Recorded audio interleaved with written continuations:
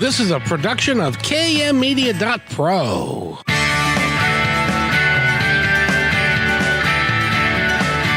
Welcome back to Positive Talk Radio. Our goal is simple: to explore evolving ideas one conversation at a time. So come on over into our world. I know you'll like it, because on today's show, I guarantee you're going to want to listen to this show, because we've got a great couple of guests and a great co-host all here to talk to you. James Arthur and Bersabeh Ray are here, and we're going to talk to them. They were on the show on Kixie on Friday, and we're going to continue the conversation today. Mitch Parfit is my co-host for today. Hey, Mitch, how you doing? Hey, Kevin, I'm doing great. How about yourself? I'm doing good, too. Thank you very much. It's nice to have you back. Hey, glad to be back. And Eric is here. Eric is rolling his eyes at us as always.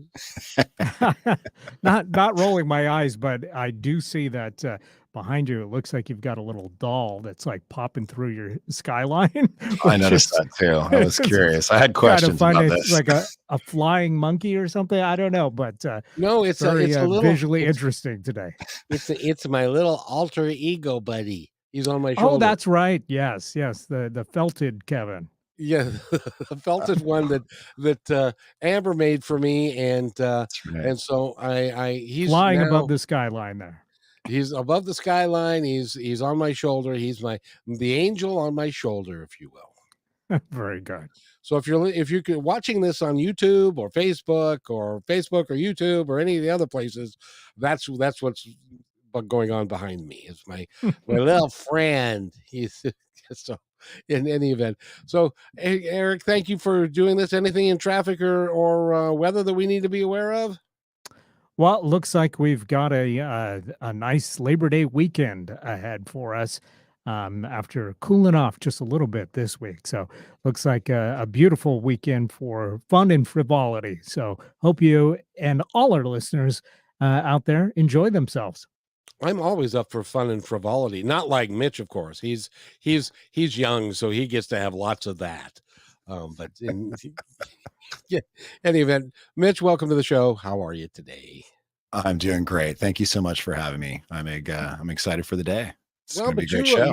You're the Wednesday dude, man. So you get to be here on Wednesdays, and I want to introduce our guests today, who are James Arthur Ray, and you will know him from The Secret, from Oprah, from Larry King Live.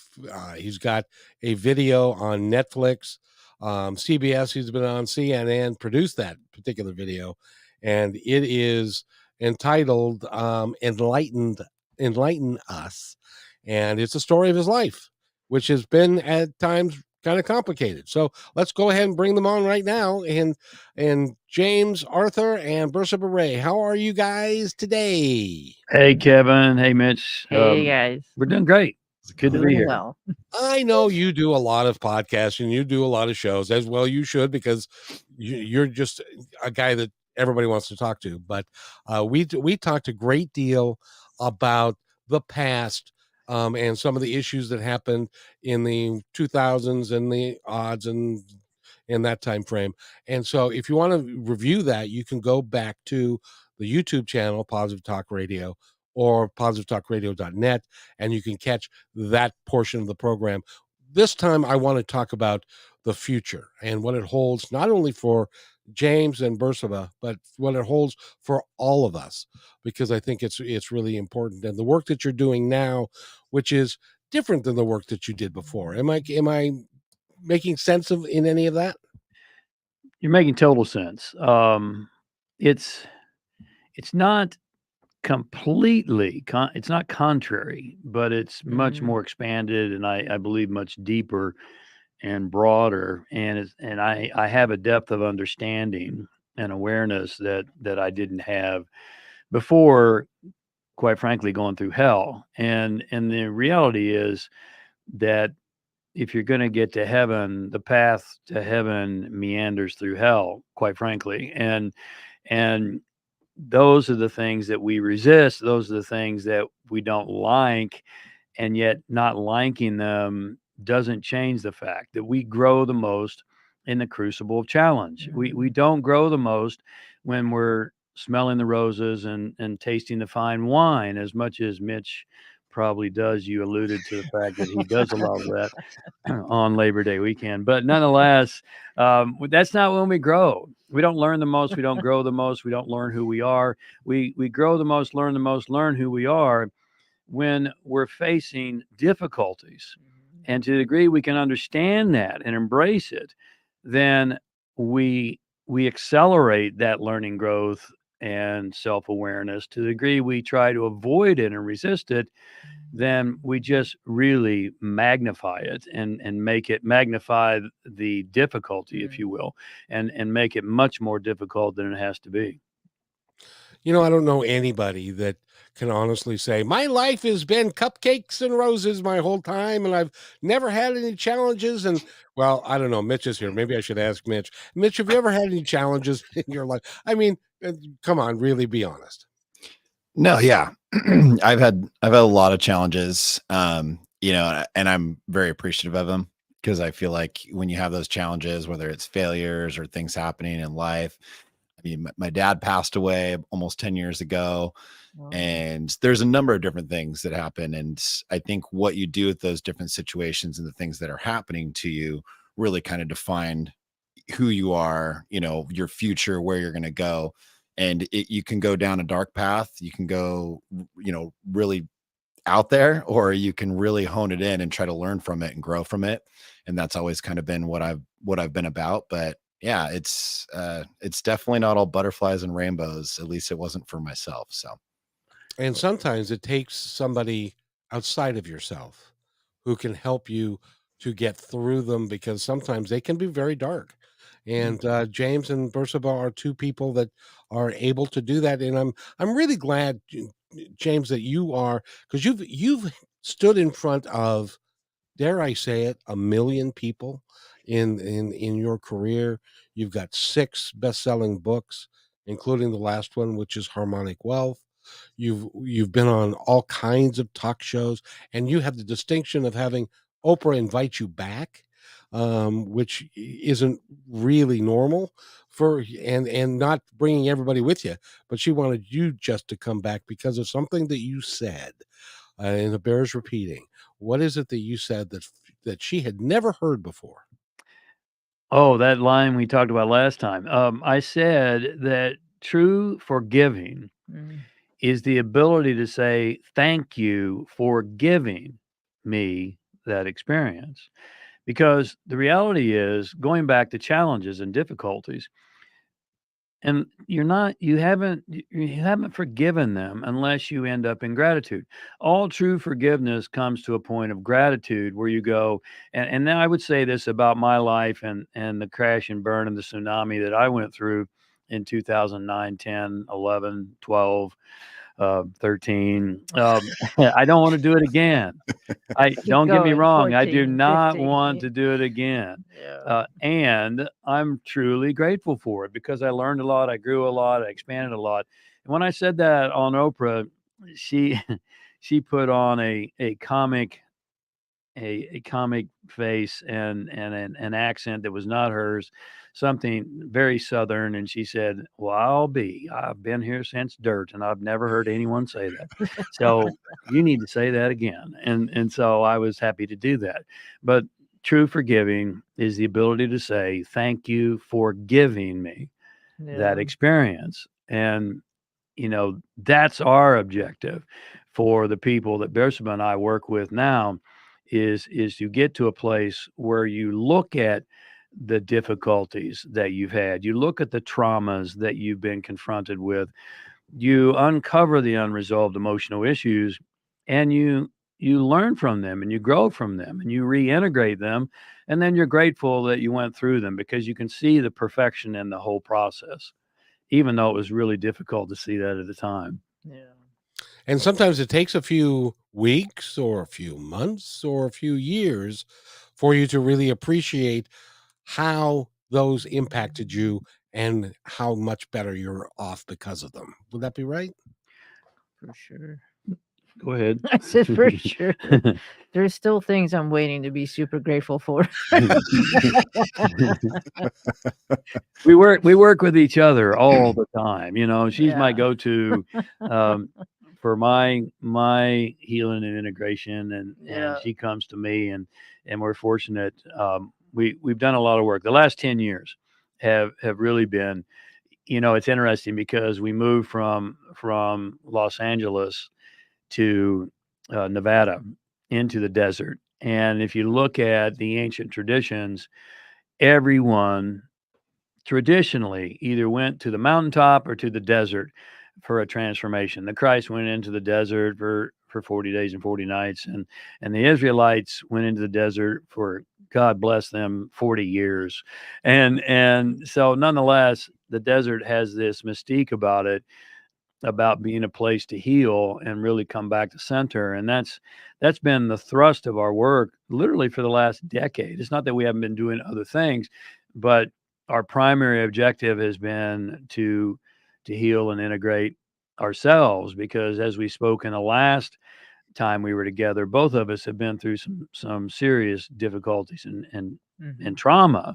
And so we've had to integrate those and learn from those, and it's been quite a journey. It really is, and it allows us now to help others do the same thing. Now, I've heard this term a lot, and I'm not even sure that I know what it means. So perhaps you guys can explain to me, what does alchemy mean? You want to take that one? It's the art and science. No, I'll let you do Yeah, it. go ahead. No, go ahead. You No, were. he does it so well. I can't take that. It's the art and science of transmutation, and there's a whole lot of different categories of work. So there's, if I may, there's motivation, which we hear a lot about, and it really used to grind my chain when I'd be on media outlets and they'd go, "Here's the motivational speaker, James." No, no, no, no, I'm not a motivational speaker, because motivation comes from outside, and I need to get motivated. Well, okay, you can get motivated, and there's a whole lot of people in personal development that can get you motivated, and, oh, I'm so excited, this feels so good, it's like a party, it's like a rock concert, and then pretty soon 3 days later it's, oh, I'm back to life again. It doesn't last. It's like a U2 concert. Bersabeh and I went to one a couple of years ago, and it was great. 3 days later it's over. And so that's motivation. Then there's inspiration. Inspiration doesn't come from outside, it comes from inside.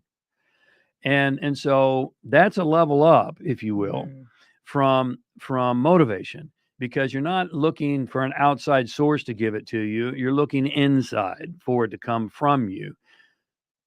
You're still not there yet, though, because inspiration can also be short-lived. How many times have all of us gotten inspired? I'm going to do something. I'm going to really change my life. I'm going to lose 30 pounds and I'm going to work out. And, you go to the gym. We talk about this every year. And by about end of February, 1st of March, 1st January, it's packed, and all the regulars are going, just be patient. Just be patient. It'll pass. It's going to pass. It's going to pass. And it does. Yeah. And by, the inspiration's gone by the end of February, 1st of March. There's even research on that.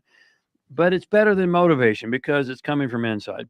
Then there's transformation, which we hear a lot about too. Transformation takes work. So it's not just a feeling, it takes some work. But you're not really there yet. And this is all under alchemy, by the way, just to remind the viewer, because transformation is a step up from inspiration, certainly motivation. But you can go out into your living room right now, and you can go, I'm going to transform this living room. And you can move all the furniture around and put it in different places. And you can literally transform your living room, but it's still the same living room. You just moved around the same old stuff. Now, it took some work, but it's like the snake shedding its skin. It took some work. The snake sheds its skin, but it's still the same snake. Okay, that's transformation. Then there's transmutation, and that's the highest level. And that's what alchemy is all about. Transmutation is the caterpillar crawling into the cocoon, and it never reemerges. What emerges is something entirely new, entirely transmuted into this gorgeous butterfly. And so, if you follow the analogies, that's really what alchemy is all about. If you go back historically, there was a lot of effort to suppress alchemy by traditional religious systems. And so consequently, there was a lot of fronts put up and a lot of blocks put up, and people thought, okay, it's these crazy guys thinking they can turn base metal into gold. Well, that was a metaphor.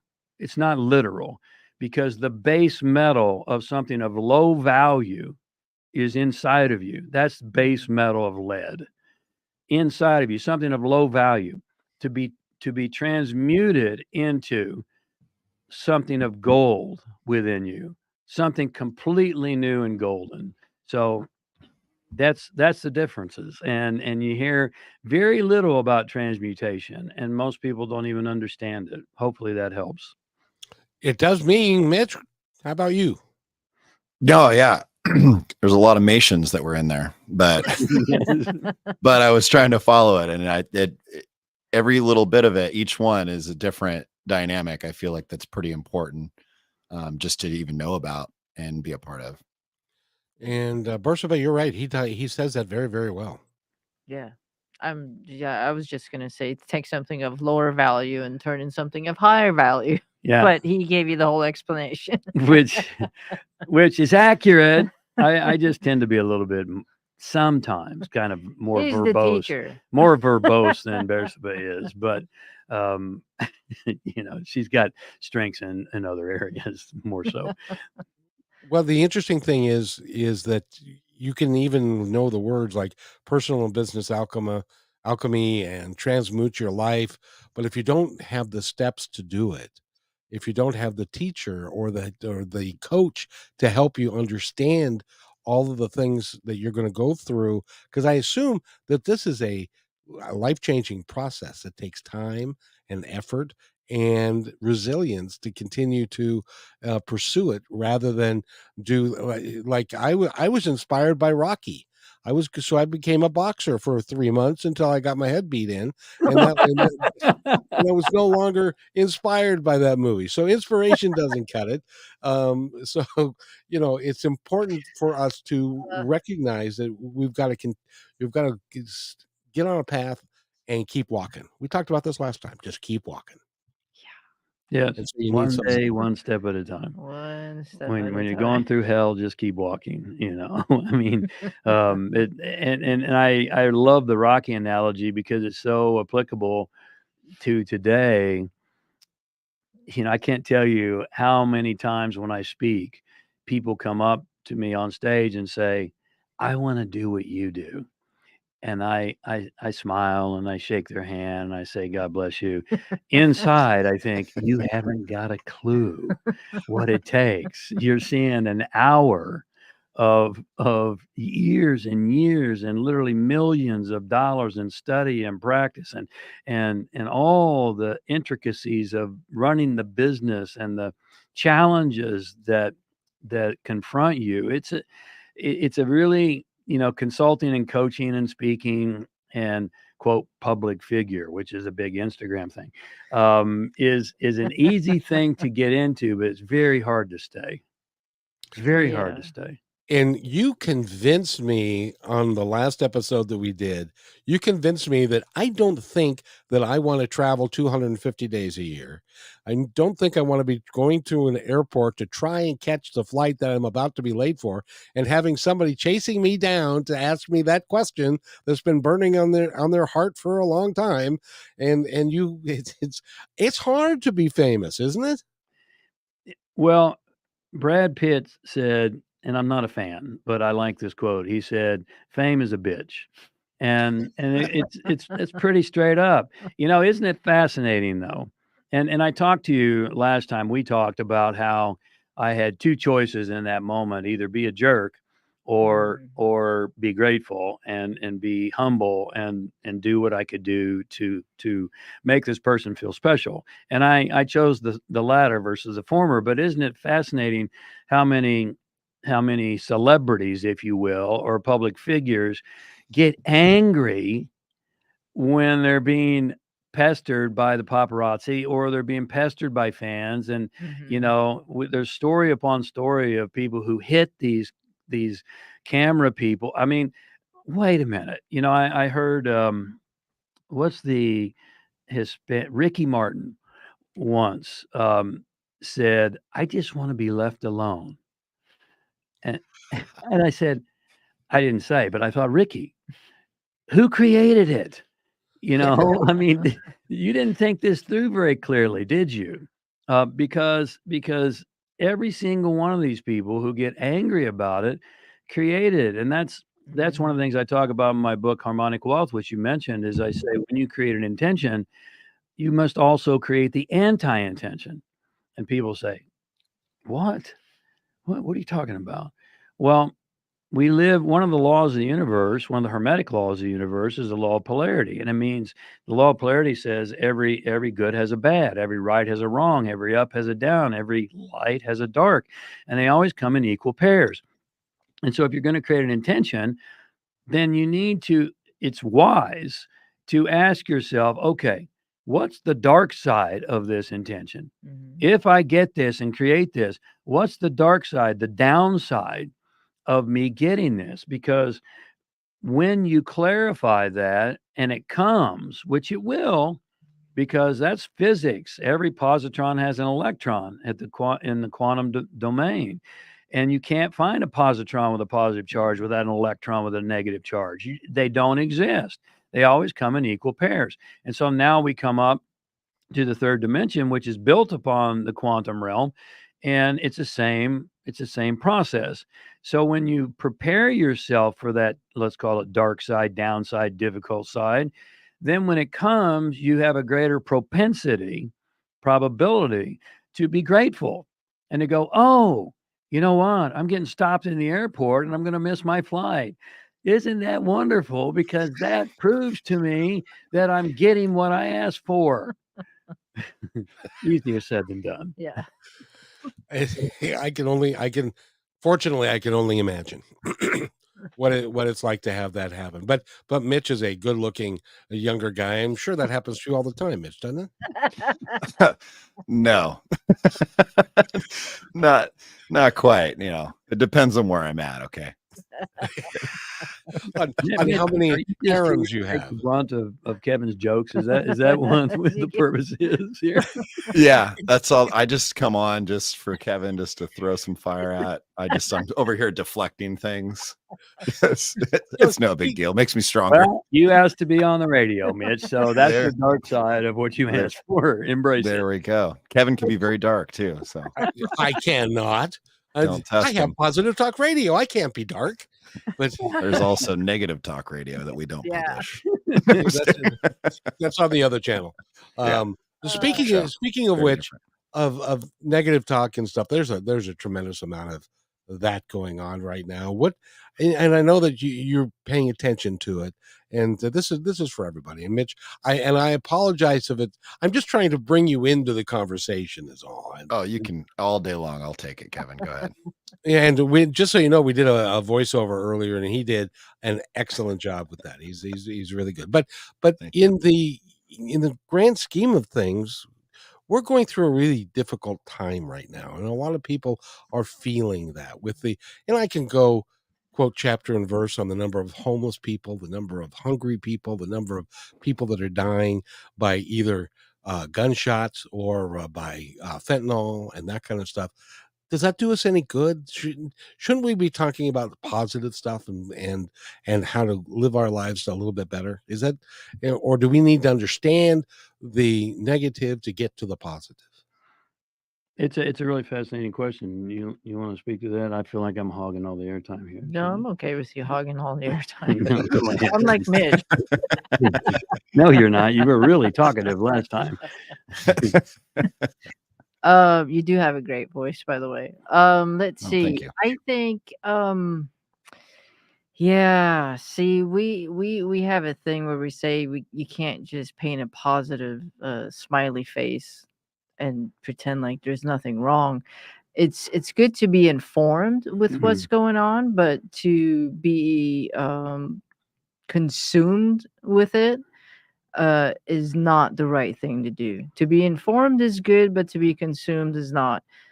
To be informed so that see, it makes a difference if you are informed with what's going on and you still have a positive outlook of saying, okay, everything that's bad that's going on, maybe it's all coming together uh, on a grander scale for something that's going to be really good for humanity. And each one of us, I think, has a responsibility to take a stand for what's right in our times right now. And that's why I think it's important to stay informed. Totally completely- agree. Yeah. Go ahead, Kevin. You were going to say. Well, I was going to say I totally agree with that because it's you change will not come unless informed people are willing to stand up for what's Mhm. right. Yes. Yes. Absolutely. And until you're willing to take a stand, you don't know what you stand for. You really don't. Until you're forced to take a stand, you don't know what you stand for. You Yeah. can talk all day long. And in the Mhm. personal performance, personal development, spiritual development realm, there's a lot of people, and I used to be that guy, quite frankly, and I'm not that guy anymore. There's a lot of people who say, "Hey, don't watch media. Don't watch the news. Don't read those things because they're all negative and they're going to suck you down the drain." Well, I don't agree with that anymore because I do agree with Bersabeh. You have to be informed, but to be consumed or to be inundated is not smart. But you do have to be informed about what's going on. And the reality is, here's the crisis we're dealing with in our opinion. It's an existential crisis. It's a crisis of meaning. It's Mm. really an existential crisis because we've lost our purpose and our meaning in today's world. We have knelt at the altar of money and materialism for so long that God is almost non-existent. One of the highest advisors, Yuval Harari of the World Economic Forum, stated, "Quote: God is dead. It's just taking a while to bury the body." Well, no, I'm sorry. God is not dead. Is he dead in the consciousness of a lot of people? Yes. And that's what's, I believe, has caused the problems. We're having a massive cultural shift. And our primary objective is to create independent thinkers and cultural change. And we're in a big cultural shift right now where kids are confused. Everything is confusing and it's happening at a faster and faster pace. Mhm. And so here's the good news though.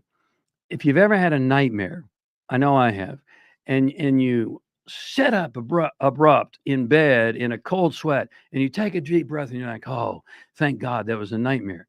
But let's remember, it was the nightmare that woke you up.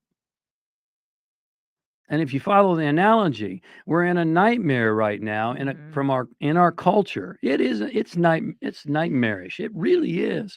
And yet the nightmare is waking more people up. I look around and we talk to people on a weekly basis, sometimes daily basis. And more people are going, "Wait a second, wait a second, something's not right here." And we've gotten so far, in technology. We've made massive leaps in our principles and our virtues and our values and our morals. We've taken massive leaps in the wrong Yeah. direction. we've taken technological leaps, forward. We've taken moral leaps Yeah. backwards. And that's what's waking people up, Mhm. I contend, and that's what Bersabeh and I are really committed to. I'm with you because that's exactly why this show exists, is I want to wake people up and let them know that there is a better way, that we can do stuff differently. And in fact, we can do stuff right now, like go to commercial break. How about that for a transition? Pay the bills. So we are talking with James Arthur Ray and Bersabeh Ray, and we're going to continue this fascinating conversation. He is, of course, of The Secret fame, and has been on a lot of different. By the way, interviewing you is rather intimidating, I do have to say, but I take the challenge because your information is so awesome that I love having you on. So Thank you. we need to take a break, and we'll be right back. You're listening to Positive Talk Radio, I hope, on KKNW. We'll be right back. Hey, PTR loyal listener. First, thanks for being in my dream. And second, I have a new concept in business to share with you. It's called socialpreneurship. So, what's that? Well, it's the idea that any company designates all profits beyond expenses to be awarded to a local or international charity or project which is working to achieve good in the world. KM Media is such a company. We believe that it's important for us to give back whenever possible and to make great things happen. So I hope you'll join us in creating this new business model that will positively impact all of us. In the next few weeks, we will lay out the plan and begin our fundraising efforts. So stay tuned for more details right here on Positive Talk Radio.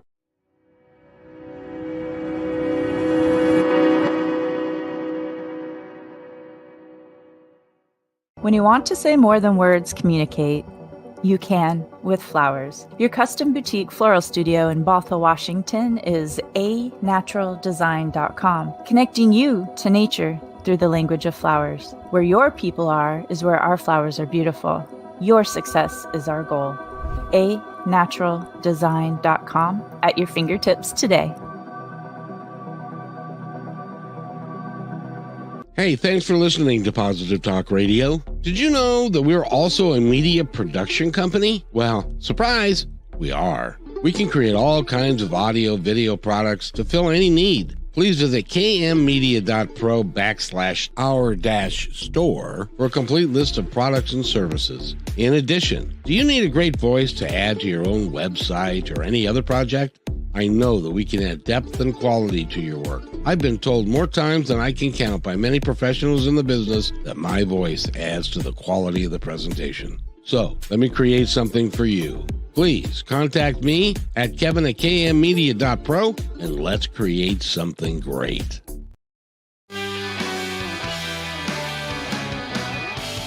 And welcome back to Positive Talk Radio. My name is Kevin McDonald, and Mitch Parfit is sitting over there. By the way, he also does a great voice. So if you want to hire us, we're actually for sale. No, I'm kidding.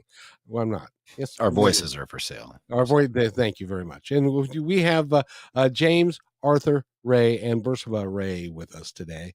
And we've spent a lot of time talking about with the work that you guys are doing, but the one thing that we haven't talked about yet that I wanted to get to that is Bersabeh, I understand that you've got some really cool gifts. Would you like to explain to our audience about your really cool gifts? Sure. Let's see. How do I explain this? Okay. So I think it runs in the family. I only say that because my mom does it too. Well, what she does is reads coffee, which is, you could kind of say it's similar to reading tarot cards, like reading someone's fortune, but it's done through coffee. And she's always been able to access, I don't know, whatever you want to call it, spirits or energies outside of her. And this is something that I've run away from most of my childhood. One, because it scared the heck out of me. Two, I didn't want to have anything to do with it. And it's actually um it's a lot to handle. And anyone who has a ability to do stuff like this, they know what I'm talking about, is that when everything is all coming in at once and you don't know how to direct it or hold it together, it becomes really a chaotic world for you inside. So fast forward, I guess once I did a lot of cleanup work in my own life and got myself to a place of being able to be solid in myself, then I started opening to the idea of, okay, maybe I'll pursue it. I'll let it happen, or type of thing. And James also was poking at me. He's like, just do it. You can do this. Do it. And we had another a friend of ours, and she's actually a psychic. This is this is what yeah, right? She's an intuitive psychic. You would call her that? Yes, absolutely. And she was Not telling like you though. She does. She does she does more it of, differently. more of the predictive kind of Right. things. She does more of the, let me tell you like what your future holds and stuff like that. And she was telling me, yeah, this is something that you have to do. And then to be honest, I thought about it and I said, I don't know what that means. I don't know what that looks like. I did not want to do it. I still have a hard time doing it when I do it, because it wasn't something I said, oh, I want to do this so bad. Let me do this. It wasn't like that. She wasn't going, pick me, pick me, Yeah, pick me, pick me. No. It was the last thing I ever want to do. So I said, okay, I will do it. And I will tell you, the first time I sat down and did it with a client who I was pretty comfortable with. He's our client for a few years, long time. And it just happened. I wasn't there. Whatever happened. It came through. And the process, I guess you could say, it revealed itself to me. And what I do here's what I do. For example, someone comes to me and says, I have a hard time. Let me see if I could use an example that I've worked on, in a relationship, to be open in a relationship, tender and loving and things like that. So the person comes to me and goes, I don't know what the problem is. I'm just not able to do this. So I say, okay. And I do pull cards every session that I do.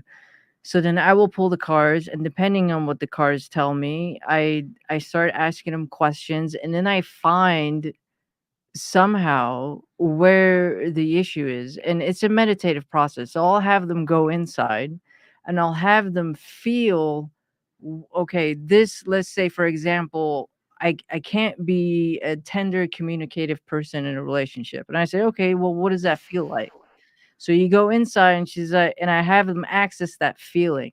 Once they access that feeling, then I take them through the process of, I speak to their unconscious, and then I take them back through their timeline. And this is where all the intuitive part comes in, is where all of a sudden all the flashes of where they need to go, I can guide them if they get lost, or if they're unconscious of a certain situation that happened to them in their life. We find that, let's say she was 5 years old, mom didn't love her, mom didn't hold her, so she never learned how to give tender affection. So I take her in that specific situation, and have her go through it so that she can see what exactly went wrong, what the learning was. And it's almost like a soul retrieval. So as soon as it clicks in, she's able to take that part of herself that she's left there, and it integrates with her, and then we come back to now. So then what happens is in psychology they call it a gestalt. This whole chain of events that has taken place because of this behavior that formed at 5 years old, it no longer exists. So it breaks the chain of command. And she can never look at the memory the same again. And she won't have that block. You just can't. It's not possible, because it's shifted for her inside. So that's That makes a world of sense. And that's, by the way, if I give you my ex-wife's number, uh,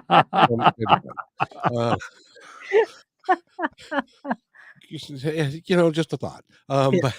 But Mitch, does that make sense to you? Yeah, I mean, for being your ex-wife, you really do talk about her a lot. So Yeah. She's been my ex-wife for Sounds like 17 you years. need to hire Bersabeh to help you work on Yeah, your I think ex-wife, I Kevin. think You may yeah, be right. You You- may I be think we got found you another some parts- client. you got some stuck parts you back gotta there let her somewhere. go.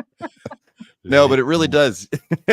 No, it does make sense. It's actually pretty fascinating. I'm not as knowledgeable on some of these things, so I'm very much soaking it all in. So that's really interesting. It's cool. I like it. It's Nice. very fascinating. She, my background is behavioral sciences and psychology, and what she does is an amalgamation of mysticism and solid psychological work, Gestalt therapy, and Yeah.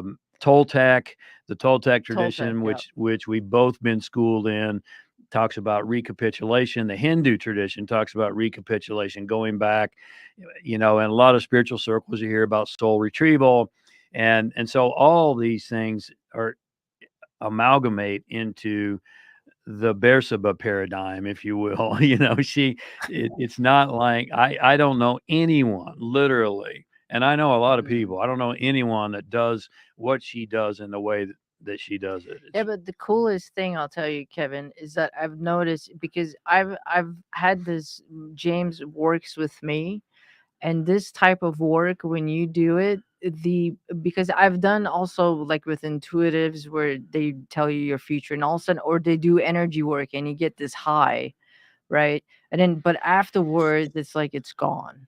It tapers off.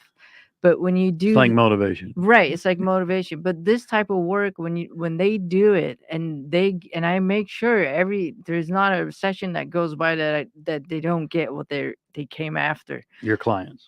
My clients, Right. yeah.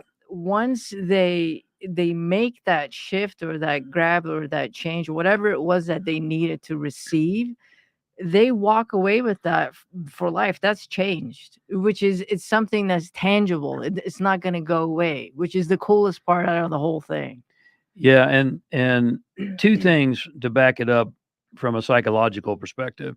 Psychology tells us that every single thing you do every day is driven 95% of it is driven by your unconscious mind. 95% of what you do Yeah. every single day is driven by your unconscious mind. So that means you're operating on 5%.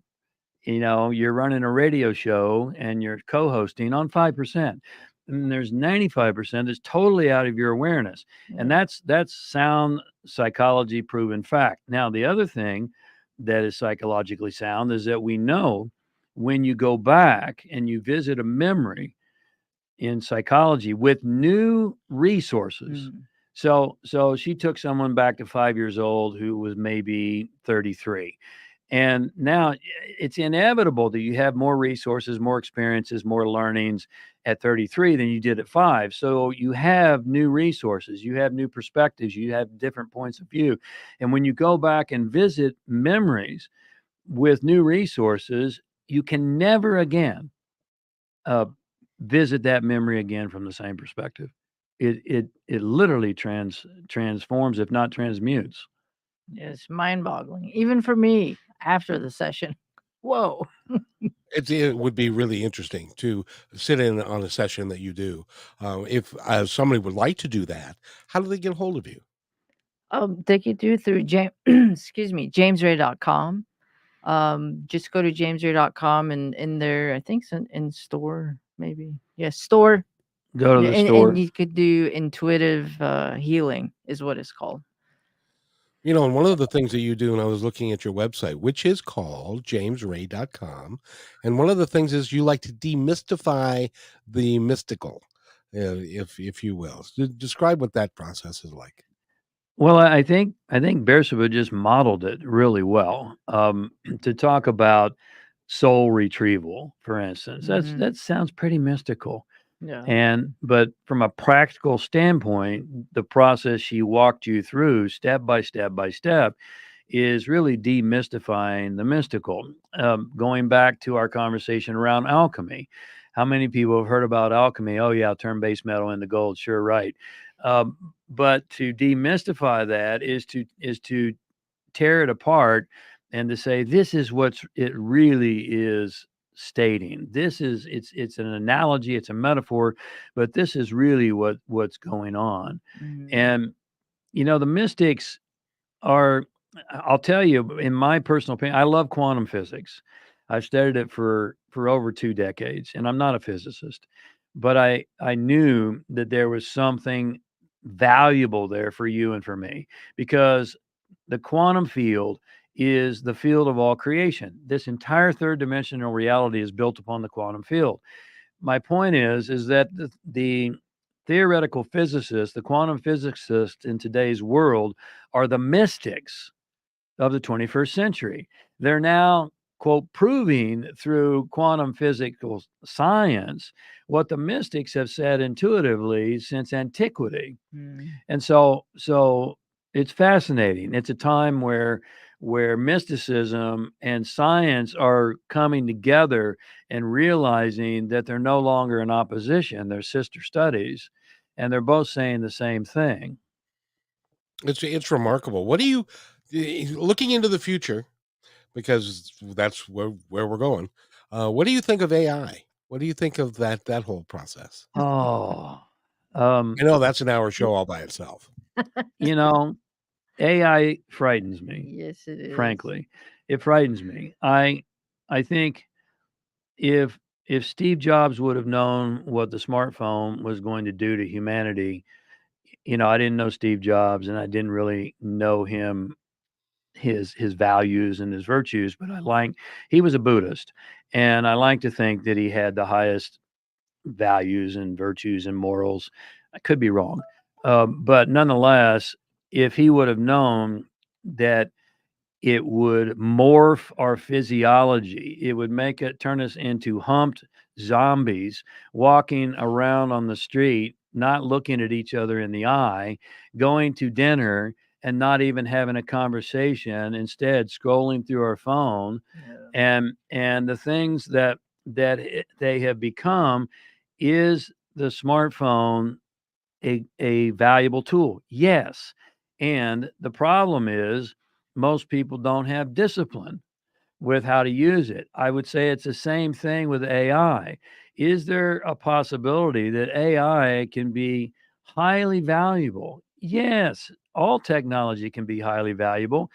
And in the wrong hands, it can be highly dangerous. When I hear about planting chips in people's brains and downloading information, that gets really frightening to me, because if they can download, they can Yeah. also delete.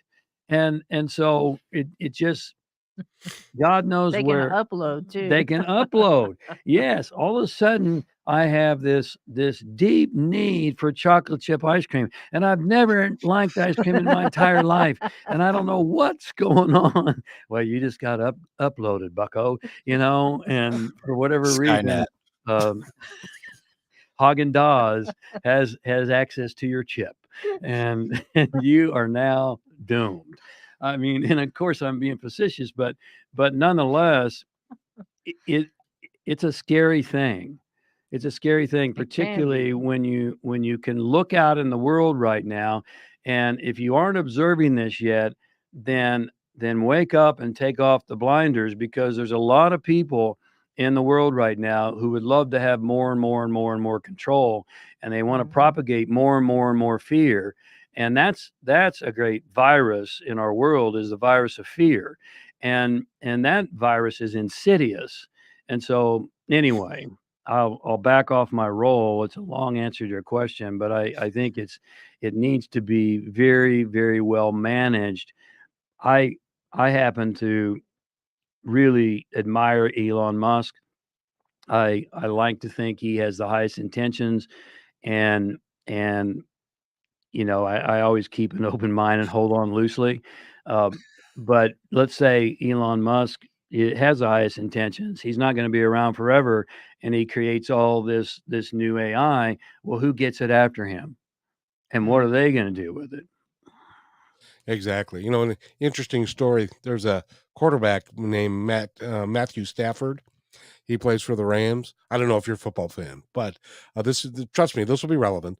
And his wife does a podcast, and so he was talking to her, and he's 35 years old, and he was saying, you know, I don't get it. I don't get the guys that I'm in the locker room with, and most of these guys are in their early 20s, and so he's like, I can't communicate with them because it used to be that we'd be in the locker room and guys would play cards and they'd listen to music and play and you know do stunts on each other and stuff like that. Now these guys, they get out of practice, they're sitting there looking at their phones. They don't talk to each other. They don't talk to anybody other than looking at their phones. He can't communicate with them, and he's only 35. Mitch, are you finding that is also a problem in, I hate to say it, your generation, that everybody is looking at their phones and not looking at each other anymore? No, 100%. I mean, I'm going on a camping trip here in a couple weeks, and I think one of the best things I love about this camping trip that I put on annually every year is there's no cell service there. So the only time you're using your phone is really to capture an awesome picture of a waterfall or something very nature. I like the detach. It also kind of correlates. James said something before we went to break, and the word consumed. And, you know, and that applies to so many things that we've talked about, you know, whether it's AI or there's a lot of these things happening in the world that are dark. And if we let these things, technology, phones consume us, we have a negative, you know, product of that. And, you know, they can be great tools and they can use us for all these things and they can help us with a lot of things. But I think everything is moderation and balance. And I mean, sorry, a little bit of a tangent, but yeah, that's it is a big problem. You know, you go places and I can't stand that. I walked into a place the other day and I walked in, made it almost all the way through the store. I looked over right when I walked in, the guy that was sitting up at the cash register was on his phone watching a video. And I mean, I could have robbed the place and he wouldn't even have known. And he's like, "Hey, welcome, what's going on?" And I'm like, "Hey, I'm here." And then he came out, you know, then he was like, "Oh man," it's like he was so just zoned in. And it's like there's so many different parts in the way, you know, going to dinner, whether we're going and shopping somewhere or with family or we're at home. Big problem. I think. Yeah. I try to get off of it. I do get sucked into it sometimes, but I try to recognize it and be like, all right, no phone, turn it off, whatever it may be, going for a walk, going on a hike, something like that. Yeah. You Yeah, know, go ahead. if I may, if you'll humor me, I can riff on this one for a while. But a couple of things that I'll build off of what Mitch was saying is, you know, going on the camping trip. I can't tell you how many times I've seen so-called influencers, some of them in the personal development arena, with their phone going, "Look, here I am in Hawaii enjoying the beach and this beautiful pool." No, you're not enjoying the beach. You're showing it to everyone else. If you were enjoying the beach, you wouldn't be taking films of it and posting it on social media. Okay, there's my point one. Second point is that I can't tell you, and Mitch, I don't know what generation you're part of. Probably millennial, I would guess. Yeah. Yeah, God bless you. And so, you know, I'm half millennial. she's half Gen X and half millennial, so she's I don't half even know what that means, but continue. she's half fluffy and the other half is pissed about it. The Gen X part is just pissed off about it, but because they're pissed about everything. You know, they came up with grunge rock, but nonetheless, my point is, research upon research is proving that the younger generations, the millennials, but even more so the Zs, can't communicate. They're now, you know, corporations are having problems hiring them because number one, they get hired and then they ghost and they never show up. They get hired, but they don't show up and they don't call, they don't show up. But if they do show up, they don't have any eye contact because they've spent their entire life saving the universe on a Game Boy or whatever. I see I'm so out of tune, or whatever, Xbox, you know. And they don't Nintendo. They don't have any connection with other people. And Bersabeh and I work with clients who are younger. They can't put together a sentence without using the word like at least 3 times in every sentence. You know, I was like looking at this and like, I was really feeling like, okay, wait a second. And then the other great word, dude. Oh, okay. I mean, what? Well, How I old just are you, and what are you trying to be a surfer? I just have to tell you, hey, dude, I really like this episode, but unfortunately we're gonna have to go, and because Eric's gonna turn it off. But I wanted to make sure jamesray.com is where you go and find out all about him. And I want to thank both of you for being here. It's been a Thank lot of fun. Mitch, you were awesome, and Thank you. I'd like to thank all of you. And Mitch, would you like to take us out of the show? Sure thing. All right, you guys, you are listening to Positive Talk Radio on KKNW 1150. And remember, be kind to one another because one another is all we've got.